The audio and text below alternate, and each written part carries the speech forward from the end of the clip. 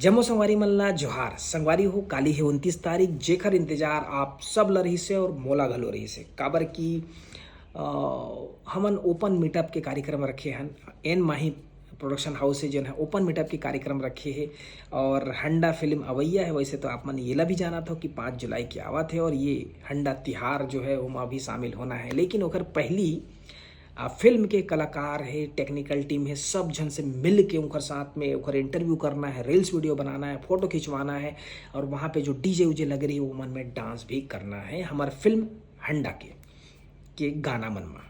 तो ये चीज़ ला एकदम ओपन रखे गए है, कोई भी अपन आओ और इन्जॉय करो ऐसा करके। तो आप सब बर है ये कार्यक्रम आप सब बर है एन माही जो प्रोडक्शन हाउस के ऑनर है मोहित भैया वो आप सब बर ये चीज़ ला व्यवस्था करे कि आप मन आओ और एंजॉय करो करके।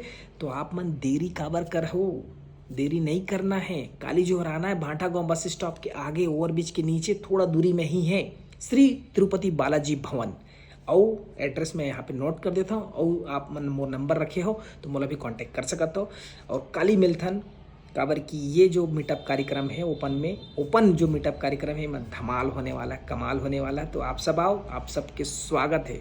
तो मिलथन काली 29 को। धन्यवाद। जय जोहार, जय छत्तीसगढ़। हंडा तिहार 5 जुलाई।